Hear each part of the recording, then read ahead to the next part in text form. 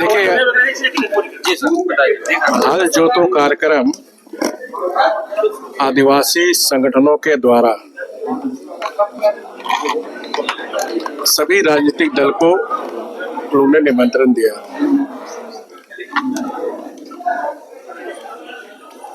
और चंपाई सोरेन जी पूर्व मुख्यमंत्री विश्व आंदोलन में जाने वाले थे, लेकिन आपके द्वारा ये सूचना भी प्राप्त हो रही कि उनको नहीं जाने दिया।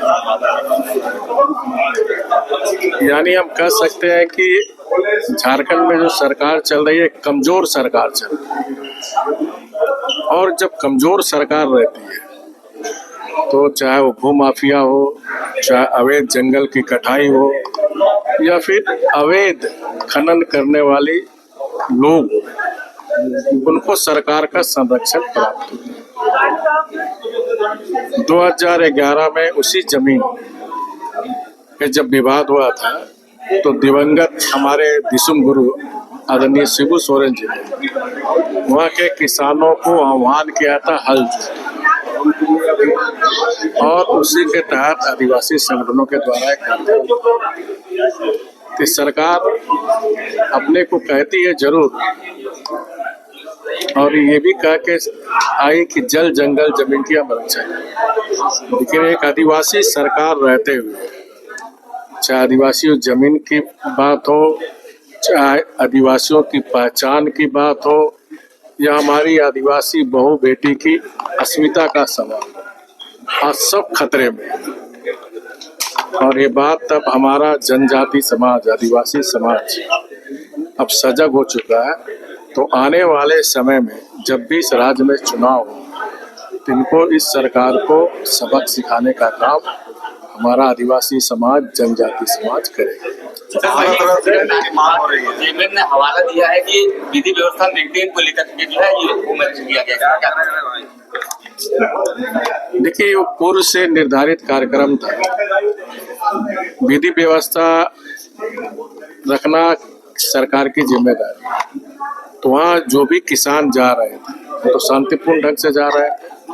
अभी हमको, मैं अभी गाड़ी पे ही, आप 10 मिनट पहले वहाँ से कुछ प्रेस के लोग फोन किए, और प्रेस के लोग को भी वहाँ जाने नहीं दिया जा रहा। इतनी डरी हुई सरकार, यानी ये सरकार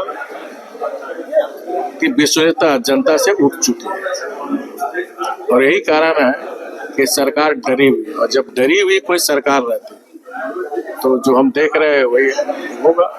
जिले में लगातार अवैध उत्खनन किया जा रहा है सरकार।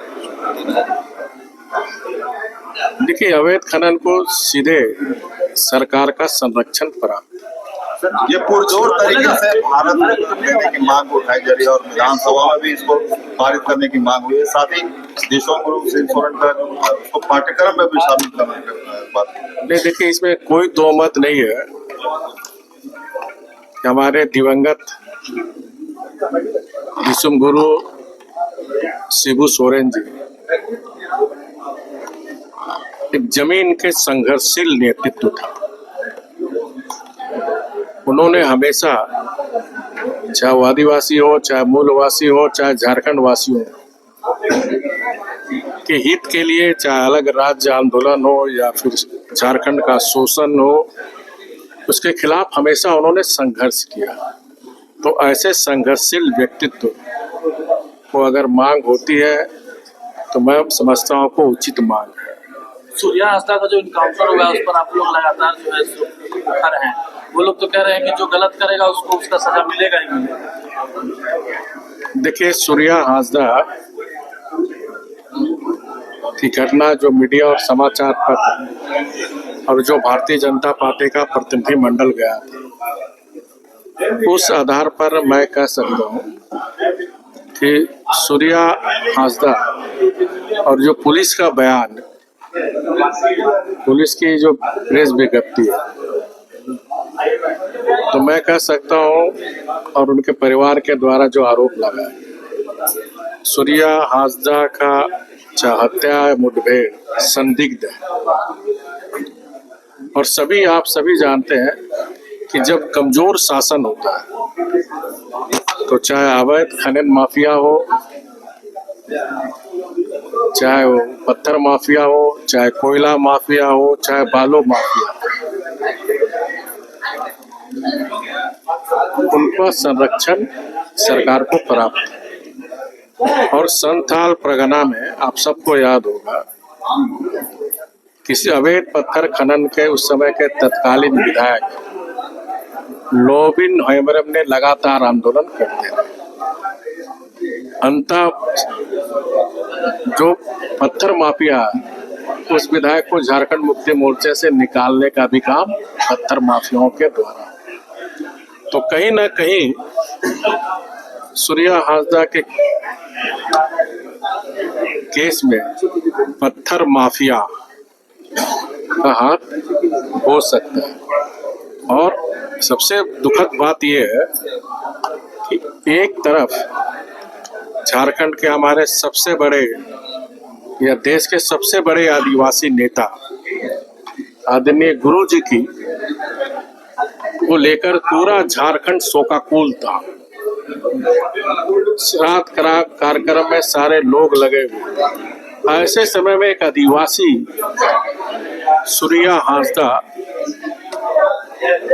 का पुलिस मुठभेड़ में हत्या का खबर आना, ये निश्चित रूप से ये दुखद घटना। वो सूर्या हांसदा की सिर्फ हत्या नहीं हुई, सूर्या हांसदा द्वारा चालित गरीब आदिवासी बच्चों की जो पढ़ाई हो रही थी, उन गरीब आदिवासी बच्चों की भी हत्या होने का काम किया सरकार नगर, क्योंकि उन्होंने चांद भैरव राजा स्कूल बनाकर गरीब आदिवासी बच्चों को पढ़ाई लिखाने का काम किया। अगर सही मामले में सरकार अपने को आदिवासी सरकार कहती है, तो जब उसके मम्मी, उसके परिवार के लोग स्थानीय पुलिस प्रशासन पर भरोसा नहीं है, तो अविलंब सरकार को, आदिवासी सरकार को सीबीआई को रेफर करना चाहिए। अन्यथा समझा जाएगा कि इनको आदिवासी समाज से कोई मतलब नहीं, ये सिर्फ आदिवासी समाज को एक वोट बैंक ही समझते हैं। तो ये आप देख रहे हैं, सूर्या हांसदा को लेकर संथाल परगना में जगह जगह आंदोलन भी, लोग सड़क पर उतर रहे हैं। तो इससे सिद्ध हो गया कि जो वर्तमान में आदिवासी सरकार कहने वाली झारखंड मुक्ति मोर्चा, इनको आदिवासियों से मतलब नहीं है।